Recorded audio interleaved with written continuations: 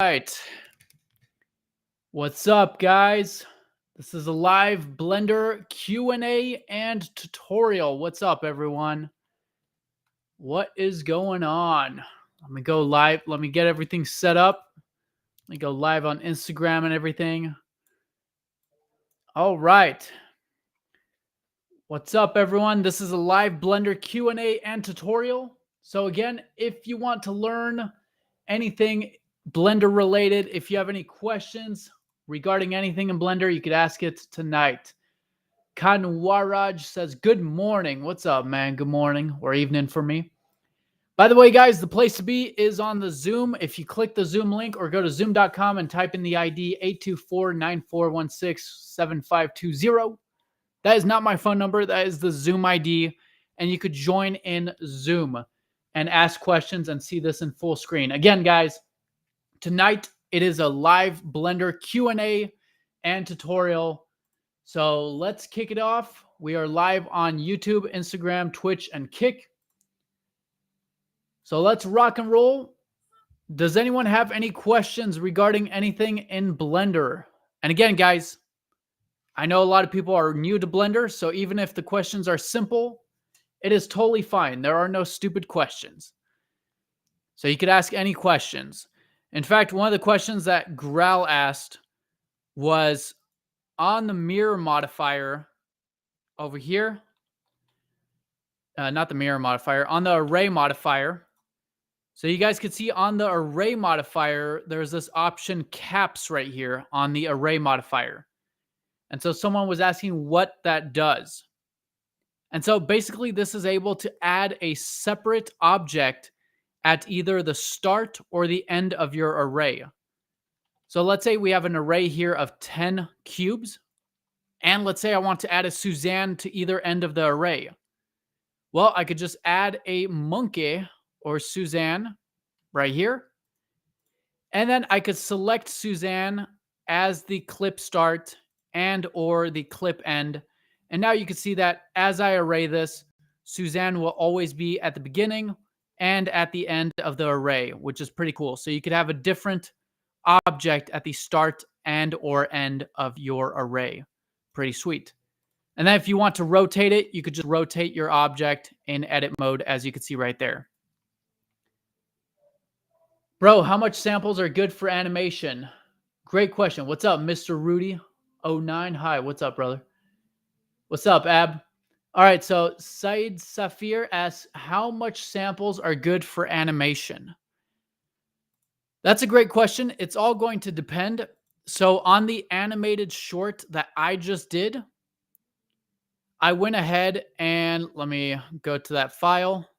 So over here, you can see that here on this animated short, let me get it. So again, the question is how many samples are good for animation? That's a good question because sometimes people put too many samples or too little samples. And I'm assuming, well, obviously you're using cycles. You asked for samples. So right here on this animation was 4,000 frames, just about 3,500.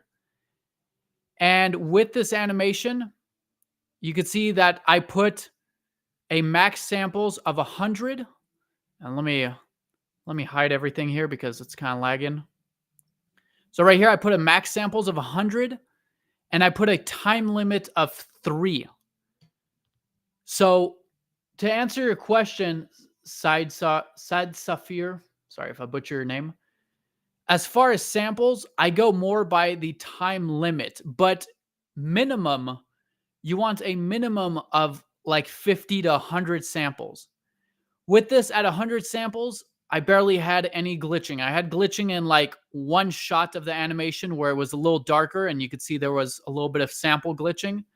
But other than that, the animation was very clear, even on a huge 4K or 8K TV. So another thing though, guys, is when you do animations and cycles, you'll notice that if you render out in cycles, obviously denoise is a great thing.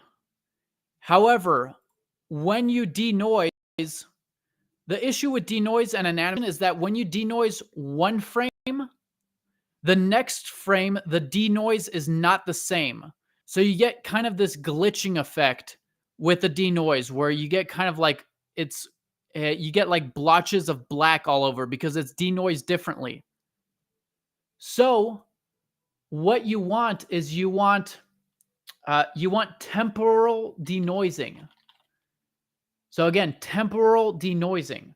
So if you go super image denoiser, so if you search for super image denoiser on Google, you can see here there is this add-on. I believe there's a free version of it as well. And this add-on will help you to do temporal denoising, as you can see right there. Now, what does temporal denoising do? Well, let's say right here, and again, I'm going to visually show you kind of the difference. So right here we have, let's say we have the 3 frames. We have, let's say, frame 4, 5, and 6. Well, again, these have noise on them. So let's say this one has noise and it's denoised like that. And then this one is denoised like that. And this one is denoised like that. Again, in cycles, when it denoises it, every frame is going to be denoised differently. So you're going to have this weird effect where basically every frame, there's kind of a shift in the denoise and you get some weird black artifacts. We couldn't see what you saw online on the browser. Okay, so I just went to, yeah, that's true, the people on the Zoom. So basically, this right here, let me share it for the Zoom people. So right here, super image denoiser. Just Google super image denoiser, and you have this right here. And what temporal denoising does is it goes ahead and let's say frame 5, it's going to go to the previous frame and get information about the denoising, and to the next frame and get information about that denoising, and it's going to create an average of noise between the 2 frames. It's basically blending in the denoising between the frames around that current frame. So frame 6 is going to do temporal denoising between frame 5 and 7, etc. So if you use temporal denoising, again, you could search for other add-ons, but Super Image Denoiser does temporal denoising. You'll need less samples, and it will be a lot faster. You could also do temporal denoising with the compositing. There's a tutorial on YouTube, I believe. But if you enable the normal pass right here, you could do temporal denoising. The issue with that is it's very slow. So I don't know. I'm so sorry, bro. I missed it. Just tell me the numbers again of samples. Again, sorry. It's all good. I was saying to use the Super Image Denoiser add-on. And as far as the amount of samples, for my animated short, I didn't use temporal denoising. And my samples were set to 100. So I had 100 max samples and a time limit of 3 minutes. So I believe I had about 70 to 80 samples per frame after it reached the denoise. He did 100 samples for a short. Now he's explaining about denoising. Thank you, Ab. Yeah, absolutely. I did 100 samples, but I had a time limit of 3 minutes. Sometimes it didn't reach the 100 samples. So for my animation, it was about 100 samples. And you can see here, let me go to my renders so you could see. Great question, by the way. And after this, I'll be done. If anyone has any other questions, you could kind of get ready to ask the next question and I'll answer it. Again, guys, you could ask a question about anything.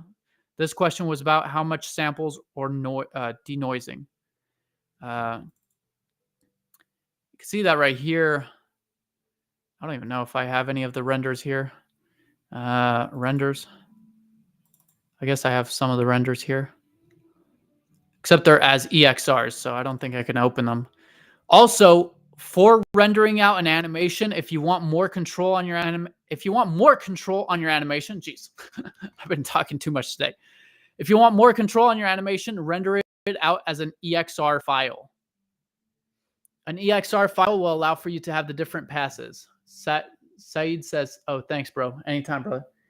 What's a time limit? Abset asks. Great question. That's actually one of the most used things I use in the rendering. All right, let me close this because for some reason now I got Photoshop opening my EXR. So let me close this. So ask questions, a time limit. What are we making now?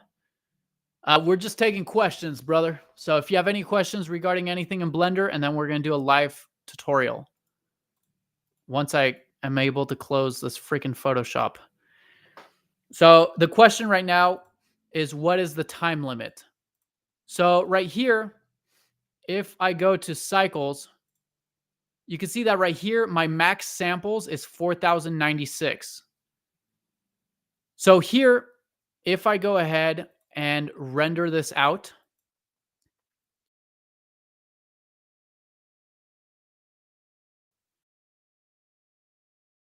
you can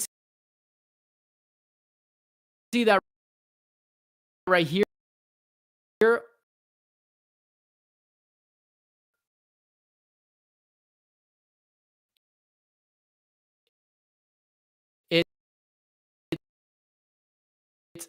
it's going to render out all those samples. So you could put a time limit here, and when it reaches that time limit, it will stop sampling and it will denoise it. So right here, if I type in any number such as 10, it will do it in seconds, so 10 seconds. If I put an M after, it will do it in minutes. So I could put 10 M for 10 minutes. So here, if I put 20 for 20 seconds, you can see now when I render this,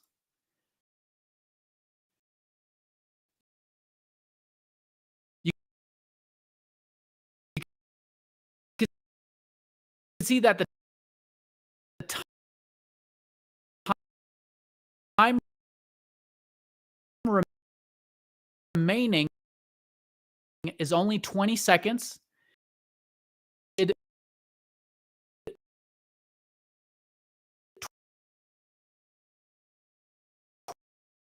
24 samples, and now it denoised it. Lag is here. Can you do AutoCAD, sir? I don't really do AutoCAD. I mean, I do.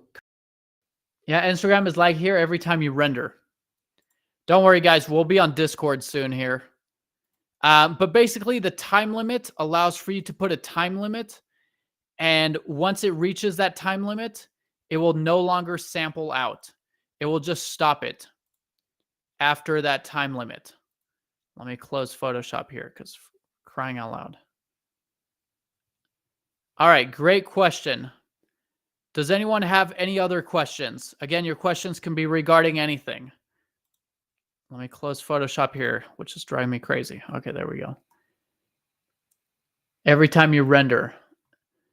Yeah, I guess Instagram doesn't like cycles, or my computer doesn't like cycles.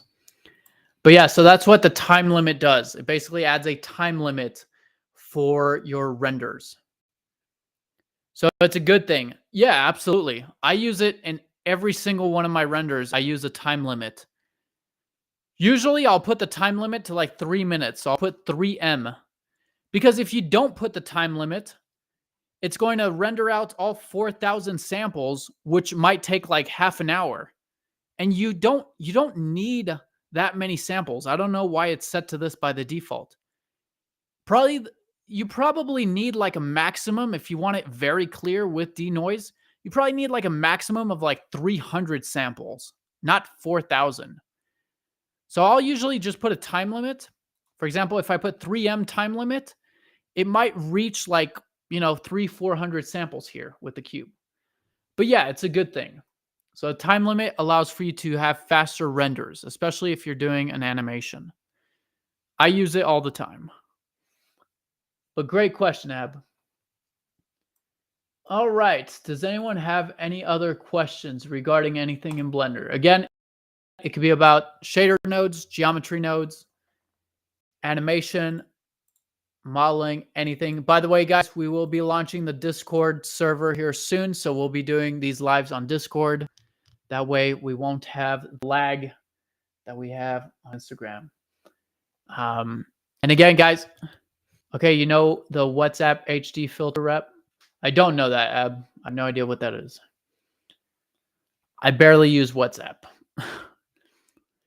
All right, does anyone have any questions regarding anything in Blender? Otherwise, we'll start to get into doing some tutorial stuff. I'm trying to think of what I'm going to do as a tutorial. By the way, guys, tomorrow at 12 noon PST, we have a live Blender contest. So you could feel free to join it and be a participant or be a viewer. Totally up to you. So again, tomorrow, live Blender contest. It's going to be a lot of fun. All right. What's up, everyone? Again, anyone new joining, this is a live Blender Q&A and tutorial. We do these every single weeknight. If you have any questions regarding anything in Blender, you could ask it. Can you explain collision and rigid body? Ab asks. Sure, man. We could go into some collision stuff and rigid bodies. Good question. All right, guys. So we're going to do some collision and rigid body stuff. So let's rock and roll. If you want to follow along, you can. Again, rigid bodies are a lot of fun. So let's start it off simple. Again, we're going into collision and rigid bodies. So here I have the cube. That's really simple. Let's delete the cube and add it back. And I'm going to hit G, Z, and bring it up. With this cube, we're going to go to the physics tab right here. And we're going to select rigid body right here. Now, with the rigid body, you can see that if I hit play, it just plays it. And it's now a rigid body, or basically a physics simulation that is rigid. So now, if we want to add a floor, I could just add a plane. So right here, we could add a plane. I could scale it up in edit mode. And then I could add a rigid body and change it to passive. A passive rigid body basically means that it is not active, so it's not going to fall through our scene or be moving around, but it will basically have other rigid bodies that are active colliding with it. So now if I play this, you can see that the cube falls onto the floor. Pretty cool. All right, I gotta leave. I'll watch the recording. See you enough. Ab asks the question and then he leaves. Brilliant. So right here, we now have the rigid body, as you can see right there. Pretty cool. Now, there's a lot that you could do with rigid bodies.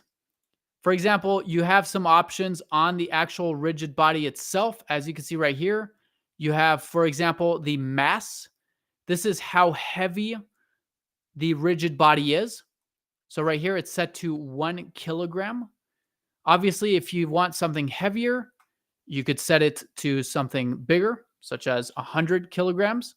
As you can see right there, you can see kind of the difference with it. If we want to do something a little bit more interesting, let me set this back to 1 kilogram. For example, if we want to make a rigid body wall with something busting through it, we could do that. So a quick and easy way to do that is I'm going to grab this cube. And with this cube, I'm going to add an array modifier. So let me add an array modifier. And the most important thing is you want these to be slightly separated. Got to keep them separated. Otherwise, if they're intersecting like this, they're going to bounce off. So here, I'm going to bring this down just a little bit like so. Something like that. And I'm going to increase the count to like, let's say 10. Then I'm going to add another array. So add another array. But this time I'm going to put it on the z-axis. So I'm going to put the z to 1. And I'm going to put the count. Actually, I'm going to put it to 1.03 as well. So basically the same. And I'm going to put this to 10 right there. And let me scale up my floor. So basically here I have an array of cubes going left and up and down. So now, obviously, if I play this, this is all just one rigid body, which is not what I want. I want all of these to be individual rigid body cubes. So I'm going to apply the array on both of these like so. And then now all of these are applied, but all of these are still one single mesh. I want all of these to be separate objects. So in edit mode, with everything selected, I'm going to hit P and separate by loose parts. This will separate everything by loose parts. And since nothing is touching or together, you can see now we have all individual cubes, as you can see right there. Then I could select all of them right here. And the issue now is that you can see that we have rigid body, but it is acting a little bit weird. And that's because the origin point of all of these cubes is all right here, as you can see right here. So they're all kind of leaning like that, which is weird but satisfying. So then I'm just going to right click, set origin, origin to geometry. And now we have all the origins back to the center. And now when I play it, you can see that we get this cool kind of tower of rigid body cubes. Pretty sweet. All right, now let's say we wanted to do like a baseball bat breaking through these cubes. Well, I could hit Shift A. I'm just gonna make a cube baseball bat. It's not gonna be fancy. And right here, let me move this over like so. And here, let me move it over. I'm going to scale it up, and I'm going to scale it on the X, and I'm going to move it so that the origin point is right here. I'm also going to apply the scale in object mode. So here, let me position this a little bit. I'm going to show you how you could have animated stuff interact with your rigid body physics. So here with this object, I'm just going to add a keyframe right here. So I add a keyframe. And then on frame 10, I'm just going to hit RZ and rotate it like so. And hit the I key. So now we have this right here, as you can see. So now with this, I could go to the rigid bodies, add a rigid body. And right here, I could go ahead and you can see we have this animated option right here. So basically, as it says, allows the rigid body to be controlled by the animation system. So here, if I enable this, you can see that now the animation system basically is able to influence the rigid bodies, which is pretty sweet. As you can see right there. Very cool. So again, with rigid bodies, there's a bunch that you could do. I mean, this is a very simple overview of rigid bodies. Does anyone have any questions so far regarding rigid bodies or what I went over or how to do something? Does anyone have any questions? Questions. Questions and answers. Why isn't my Instagram loading? All right, everything's crashing. So that is some rigid bodies. Again, you could do a lot of stuff, but even just doing that is very, very satisfying. All right, there we go. Now it's loading. All right. Any questions on what I just went over or on rigid bodies in general? By the way, guys, you could also add some force fields. So for example, I'm going to delete this and I could hit Shift A. I could go to force field and add, for example, a force field. And now if I play this, you can see this force field is going to influence it. Now it's not strong enough. So under the force field settings, I could increase the strength to, let's say, 1,000. And now when I play this, you can see it's influenced by the force field. And let me put it to 100. And of course, you could animate these values as well. So let's say on frame 20 or 16 or whatever, I want the strength of this to be 0. I could insert a keyframe. But then on the next frame, I want this to be a strength of, let's say, 400. And I want this to last like 4 frames. And then I want it to go back to 0. Again, I'm just hitting the I key to insert keyframes. And now you can see that it's going to be animated right there. Now, maybe I want more than 400.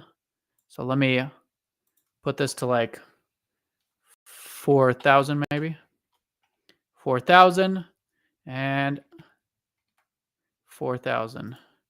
4, 1, 2, 3,000. There we go. And now you can see that our force is animated, which is pretty cool.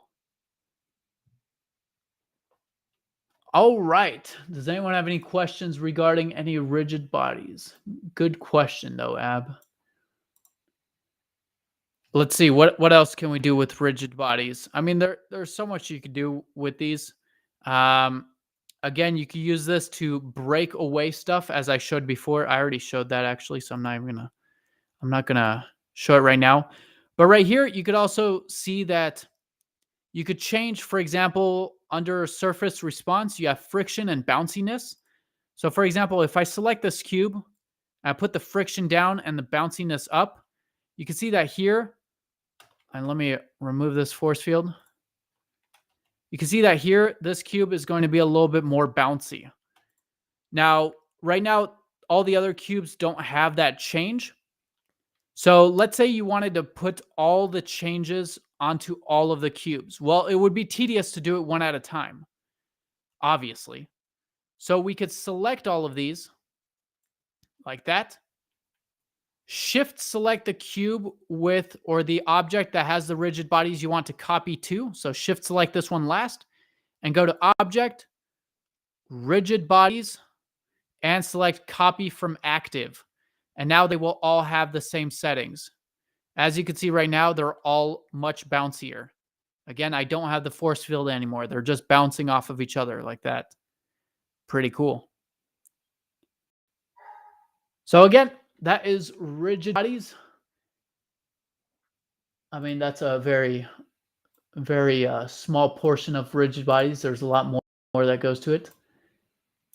All right. Does anyone have any other questions regarding anything in Blender? Again, this is a live Q&A and tutorial. You could ask anything in Blender. Of course, these are rigid bodies. We also have soft bodies. So soft bodies are slightly different. Obviously, a rigid body is going to be rigid, whereas a soft body, obviously, as the name implies, is going to be a soft kind of mesh. So right here, if I just add a cube with a UV sphere, a cube with a subsurface modifier, and I add this as a soft body right here, you can see that when I play this, we get a much softer kind of thing. Now right here, let me go ahead and let me actually adjust this a little bit. Not sure why it's acting like that. All right. Does anyone have any other questions regarding anything in Blender? Let me mess with the soft body. So that's kind of rigid bodies, guys. And here, let me get the soft body. I don't know why it was. So again, with soft bodies, you can see that here it's kind of very, very similar. You could basically have something that has a much softer kind of context. I don't know why it's bouncing like that, though. I don't know if they changed settings since I use soft bodies.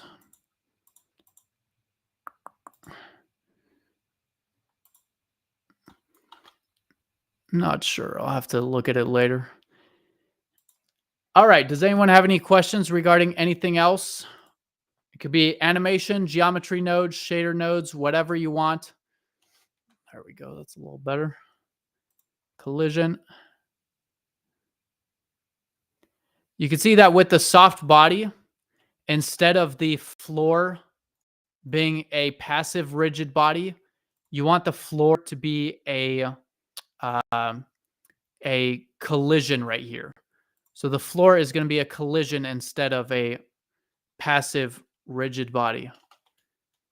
And now you can see that we have a soft body right here, which again is pretty cool. As you can see right there, we get some really interesting looking things with soft bodies. That's kind of weird.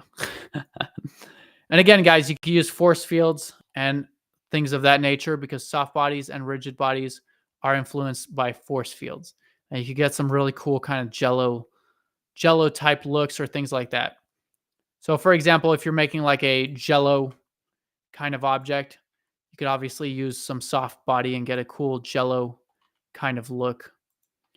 Of course, this also depends on the amount of vertices that you have as well. So keep that in mind.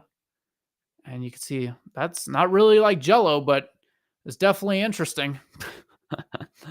And of course, here there's a bunch of different settings. There's self-collision. You could change the mass and the friction. Again, there's a bunch of different settings for rigid bodies and soft bodies. All right. Does anyone have any other questions regarding anything in Blender? Again, it could be anything: geometry nodes, shader nodes, texturing, modeling, animating, whatever you want. Otherwise, we'll get into the live tutorial portion. And for the live tutorial, I'm not even sure what I'm going to teach tonight. I'm trying to see what I should go over. But we'll take more questions for a little bit, and then we'll do the live Q&A. We'll do the live tutorial. So again, guys, anyone new joining, this is a live Blender Q&A. If anyone has any questions regarding anything in Blender, go ahead and ask it. They could be simple questions, questions about geometry nodes, shader nodes, etc. Whatever you want. And let me see. What am I going to do the tutorial on tonight? Maybe some shader node stuff. Let's actually, well, for now, since no one has questions yet, let me go into a very useful constraint, which is the track to constraint. So if you want to animate your camera easily with it tracking to something, you can use the track to constraint, which is very, very useful. So let's say right here we have our cube, and let me add in a curve. I'm going to delete these vertices, and I'm going to get the draw option for the draw curve. And I'm just going to draw my curve like that. Then I'm going to select the cube, shift select the path, and hit Control P and select follow path. And right here, well, that's not at all what I want. So instead of follow path, I'm just going to go ahead and add in a follow path constraint right here, which is going to give me a little bit better result. There we go. Animate path, follow curve. So right here, we have this cube following along the path, as you can see right there. So in your animations, let's say you want your camera to easily follow a certain object. Well, if I select the camera and go to the constraints right here, again, this little tab, I could add a track to constraint right here. My track to object is going to be this cube. So I could select the cube right here as the track to object. And you can see that right away, the camera is going to track to the cube. Pretty cool. Now, a lot of people are confused by the track axis and the up axis here. So to easily understand what that is, if I enable the axes right here under viewport display, I'm going to enable the axes. You can see first we have the track axis. This is the axis that is going to point to our target object, which in this case is the cube. You can see right here, it is set to, let me go here. You can see right here, it is set to -z, because obviously the z is pointing this way. So the negative z axis is this way. So the negative z is pointing to the cube right now. If I change it to the x, you can see now the x axis is pointing to the cube. If I put y, the y axis, etc. However, you can see with the y axis, it's not pointing because we can't have the track to axis and the up axis as the same axis. Because whereas the track to axis is the axis that is going to point to your object, the up axis is the axis that's going to point up. In this case, you can see it's the y axis, but I could also put it as the x axis, as you can see right there. If I try to put the z axis, it doesn't work really because, again, the same axes cannot be the track axis and the up axis. Otherwise, there's a conflict. But if I change this track axis, you can see that now the z axis is pointing up. So that is the track to constraint. Again, allows for you to quickly have an object track to another one, as you can see right there. And it doesn't have to be a camera. You know, you could do this on a object if you want, of course. So I could add a track to constraint here and track it to here. And now you can see that this cube is tracking to here. Once again, the axes. So for example, let me get something that's not so symmetrical on all sides. If I get a Suzanne or a monkey, move her over and add a track to constraint and select the cube. You can see that right here, we have it like this. But if I enable, now that we understand that, if I enable the axes, you can see that now right here, where's my constraint? The negative z-axis is pointing to, because that's our track axis. So the negative z-axis is pointing.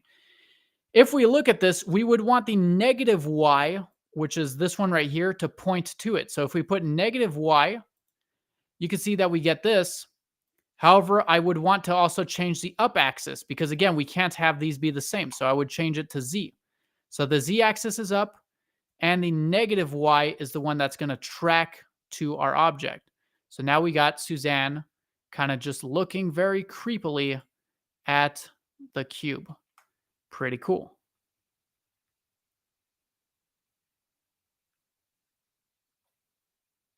Very, very cool. Growl asks, how can we make chainmail? That's a good question. I'll save that for Monday, actually. That way I could do a chainmail tutorial with geometry nodes on Monday. I'd rather mess with it a little bit first. That way, that way I could fix any issues that happen and stuff like that. He says fair. But yeah, that's a good question. I'll do that as the Monday tutorial, guys. On Monday's tutorial, I'll show how to make a chainmail. I'll probably do it with geometry nodes, but might be another way too. But yeah, with geometry nodes, we'll do how to make a chainmail, and it'll be really, really sweet. But yeah, that's a good question. All right. Does anyone have any other questions? By the way, guys, once again, this is a live Q&A and tutorial. We do this every weeknight. For anyone who's late, the recording will be posted on Blender Mania on YouTube. So Blender Mania on YouTube, that's where it will be posted. All right, let me go into something fairly simple, but that a lot of people who are new, this helps a lot. So how would you go ahead and mix two textures? Let's say you have some grass or dirt. Basically, you have two different textures. So I'm going to quickly get two different textures here. I'm going to go to polyhaven.com. They got some free textures, which I just learned about or just remembered, I guess. Because I was using textures.com before, guys, but they stopped. They're no longer free textures. So it's kind of annoying for a lot of my students. So here, let me just get two different textures. I'm going to get a grass texture. Again, if you want to follow along, just go to polyhaven.com and get two different textures. It could be whatever textures you want. So here, let me get a grass texture. So grass. Let me get this one, forest ground. I guess that one works. And actually, what am I doing? I have textures. I already have textures that I made. I forgot. So I mean, if you want, you could go to polyhaven.com, get some textures. Here, I'm just going to use the textures I have. So here, I'm going to add a plane. And let's say you want to mix two different textures, such as grass and dirt, or snow and dirt, or snow and cement, whatever you want. Well, here, let's say we have our floor. I'm going to go to the shading tab right here. And here, I'm going to go ahead. Make sure you have Node Wrangler enabled, guys. So I'm going to go to Edit, Preferences, and enable Node Wrangler right there. All right. So then here, I'm going to click on New, add a new node or material. And then on here, I'm going to, with Node Wrangler enabled, hit Control-Shift-T to basically add a principled texture setup. For a principled texture setup, you just need a color image, a roughness image, and a normal map. So right here, I'm going to go ahead and get just those. I'm going to get a grass. So right here, I'm going to get grass, and I'm going to get a base color, normal map, and roughness, and click Principled Texture Setup. So right here, you can see that this is going to all be grass. 5 hours later. And there we go. So now you can see we got a nice grass meadow. Or plain, I guess. But obviously, this is very boring. So what are some creative ways that we could go ahead and kind of blend this nicely together? Well, we could go ahead, add a new principled BSDF. And once again, Control-Shift-T. And I'm going to get my second texture. So here I'm going to get, for example, a dirt texture. So right here, where's my dirt textures? Or I'll just get something else, I guess, if I can't find the dirt. Floors, maybe. Yeah, here, rocky dirt. I'm going to get the base color, normal, and roughness. Principled texture setup. Again, guys, I'm showing how to mix different colors for your shaders. So if I Control-Shift-Left click this one, I have the dirt. 5 hours later. As you could see, oh, here we go, crashing. So I have dirt right here, and I have the principled texture, or I have the grass right here. So to mix these, I could get a mix shader right here and drop it after. And here, I could plug this one into the bottom. And once again, guys, a value of 0 right here. So we have this factor. A value of 0 is going to be 100% this top shader. A value of 1 is 100% going to be the bottom shader or the dirt. So right here, I could add in a noise texture. And if I Control-Shift-Left click the noise texture to preview it, you can see what it looks like. Once again, black values, and let me contrast this. So I'm going to hit Shift-A and add a color ramp after it. Or actually, instead of doing that, let's uncheck normalize, and this will make it look like the Musgrave texture. So right here, we have, well, actually with normalize, it's going to be below 0. So let me recheck that and add a color ramp, because otherwise we're going to have negative values. And so if I move this color ramp, you can see I have black and white spots right here. Now again, a color that is black. So black is a value of 0. So black is 0. My gosh. Annotate. There we go. Black is 0 and white is 1. And then grays are in between values. So if I plug this into the factor, anything that is black is going to be 0, or this shader here. Anything that is white is going to be 1, or this shader here. So if I Control-Shift-Left click this, you can see that now we get a mixture of grass and dirt. Pretty cool. So you can see that right there. Now we have something a little bit more interesting, as you can see. So now we have grass and dirt. Pretty sweet. We could then, you can see that the the transition between these is way too sharp. So we could increase the detail and increase the roughness. And this will kind of give it a little bit rougher look. You could see if I control shift left click this, what that did. So it was like this before. And if I increase these, you can see we get this kind of look. So now it has a little bit more of a natural look. So now we got a nice dirt / grass floor. Very, very cool. Now, of course, if you wanted to control this even more, instead of a noise and color ramp, you could use an image texture. So I could get an image texture and I could click on new right here. And I could click new image. Then with this image, it's just going to be a black image. So again, black is 0. So it's all going to be grass. But then if I go into texture paint mode right here and control shift left click the image, I could then paint with a white brush wherever I want there to be dirt. So let's say I want dirt just here, like that. You can see that now I have dirt just there. And here I could intuitively kind of draw where I want dirt and where I want grass. If I hold down control, I could get the grass back. So here I could kind of add dirt and grass.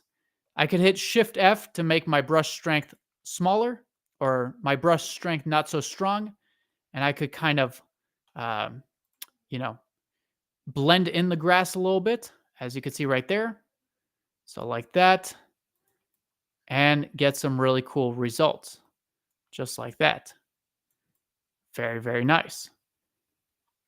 Now, there's a bunch of stuff that you could do with this. For example, let's say I wanted some grass to be a little bit more, not so green and a little bit more, dead looking or desaturated. I could add a hue saturation value node in between the color and the principled BSDF. And right here, you can see I could change the saturation for the grass. So I can make it kind of more dead or more orange and yellowish. But once again, I could drive this with a noise texture. So right here, I could go ahead and get a noise texture. 5 hours later. And the values of the noise texture, again, black is 0 and white is 1. And gray is 0.5. So you can see a lot of this is pretty gray. So now my grass is pretty desaturated. But then I could go ahead and control this a little bit better, once again, with a color ramp or a map range or whatever you want. I mean, you could control it with a math node. It doesn't matter. So right here, I could change this. You can see it's becoming more gray. Or I could bring this down and we get a little bit more green and life back into it. I could also change the color. So right here, it's black. But if I bring this closer to white, you can see it becomes more green. And if I bring it closer to black, it becomes more gray. So here I could kind of mess around with these and kind of get even more variation in the grass as I want. And we could also, for example, plug this into the value if I wanted to. So I could differ or vary the value as well. Again, there's many different things you could do. It's all up to you. So you can see here now the value is being affected. So here, if I bring this to black, you can see that we get some darker splotches on our grass. And then I could bring the roughness up and everything, make it look a little bit more natural, etc. Does anyone have any questions on what I just went over, by the way? Any questions? Any questions? We could then, of course, add some, we could add some kind of, water to this as well. For example, here, if I add another mix shader. Now, keep in mind, guys, that mix shader is takes up more computing space than a mix RGB. So I tend to like to use mix RGBs more, but since we're already going with the mix shader, I'm just going to continue. So right here, for example, if I wanted to add some water puddles or some kind of like little puddles, I could do that 5 hours later. Right here, with this base color. My God, is it slow? What is happening? As you can see, the mix shaders definitely take up a little bit more computing space. So right here, five years later. By the way, guys, tomorrow we have a live Blender contest. It starts at 12 noon PST. We will be blending live. You could come and be a participant or a viewer. Oh, wait. My God. It was loaded this whole time. I was just blind to it. All right. It's because the friggin' principal BSDF was white. All right. Brilliant. Ay. All right. So here, Sajid says, nice. What's up, brother? So right here, I'm just going to make this kind of like a water-ish color that I want. I kind of want it to be like black, kind of like black water. I'm going to put the metallic to 1. Again, you're probably thinking this is water. Why are you putting metallic? Yeah, but I want it to be reflective. Right there. I'm not putting it transparent because there's nothing to be transparent to. If I put the water transparent, you're going to see through the floor, which is not what I want. I want it to be metallic so that it's reflective. And then here, once again, I could get a noise texture. In fact, I could plug in, well, no, because that one is kind of, it's kind of distorted too much. So I could get another noise texture here. 5 hours later. There we go. And of course, I want to get a color ramp to contrast this. And here, I could go ahead and contrast it. Once again, the white is going to be this top slot. The white is going to be this bottom slot, and the black is going to be that top slot. So right here, if I start to contrast these together, you can see that here, this is where the water is going to show up. Now, obviously, with Eevee, I need to go ahead and enable screen space. They actually changed it with Eevee Next. But let me enable screen space reflections. So right here, screen space reflections, right there. And there we go. And let me also put the roughness down on this. Gosh dang it. There we go. So let me put the roughness down like so. And over here, I could also use this to drive the roughness because right now you can see if I put the roughness down, everything is shiny, including the grass and everything. So right here, I could go ahead and use this to drive the roughness of my principled BSDFs. So right here, let me go ahead and let me bring the black slider up a little bit. And I'm actually going to invert these. So let me invert these right here. 5 hours later. So I'm going to invert these like this. Yeah, there we go.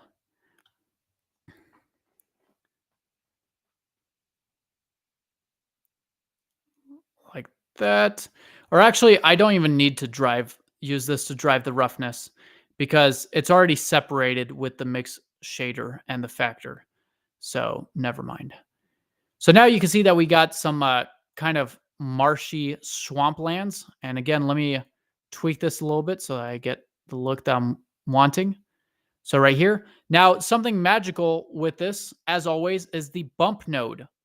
Because yes, you could have it look like this, but if you add a little bit of bump in the water, so right here, I could add a bump node. 5 hours later. And then obviously I'm going to add a noise texture to the height, as always. I could add a little bit of bump to the water, and it's going to make it look a lot nicer. So right here, you can see that mix shaders are kind of taxing. I mean, I'm also live streaming on Zoom. I think Zoom also takes up quite a bit of space as well, which is why we're not going to use it anymore. All right, and then once after this, guys, does anyone have any questions on what I just showed, by the way? Does anyone have any questions? Yo, what's up, Mr. Butts? Or MRT Butts? I don't know why I said Mr. What's up, MRT Butts? Does anyone have any questions on what I just showed on any of this setup or what anything means? What is the meaning of this? So now you can see that we got this on the water. Obviously, it's way too much, so I'm going to put the distance down to like 0.01 or maybe 0.1. 0.1 is still too much, 0.05. And then here, obviously, with the noise texture, I could go ahead. My favorite on these textures is to increase the detail and increase the roughness like that. And now the bump is a little bit too strong, but you can see it's starting to look really nice. Put this down to 0.02 maybe. Maybe even 0.01 with these new settings. And now I got some nice marshy swamplands right here. And again, this is all procedural, so I could edit this however I want, depending on how I want to tweak it. If I want more grass, I could get more grass. If I want more water, I could have, a little bit of water or have a lot of water like that and barely any grass, etc. Again, this is all tweakable, if that's a word. I'm pretty sure it is, but there you go. Does anyone have any questions on this, by the way? Any questions? Any questions? Going once, twice, thrice? Any questions on this setup that I just showed? And again, you can use this for anything. Obviously, I'm using it for water, grass, and dirt, but you can use this for snow, pavement, wood. Again, you can mix a bunch of your textures and stuff using all these nodes together and using, some maps. Again, as long as you remember, black is 0 and white is 1. The slot right here is 1 and the slot right here is 0. So anything that's going to be black, such as here, is going to be this top slot. Anything that's white is going to be this bottom slot. So you could have a black and white image. You could have a black and white texture. It doesn't matter. Black is 0, white is 1, and it will basically mask it as such. All right, so with that, guys, if no one has any questions, we're going to end off. Again, tomorrow we have a live contest, 12 noon PST. Make sure to be there. It's going to be a lot of fun. You could be a participant or a viewer. If you missed any of this, the recording will be on BlenderMania3.com and on YouTube. The channel will be Blender Mania on YouTube. So with that, guys, I hope everyone has a great weekend. I'm trying to see if anyone has any questions quickly, but things are crashing. Oh, there we go. All right, guys. So with that, we'll see everyone tomorrow for the live contest. Hope everyone has a great weekend. See you guys tomorrow. Ciao for now. Au revoir. See you guys.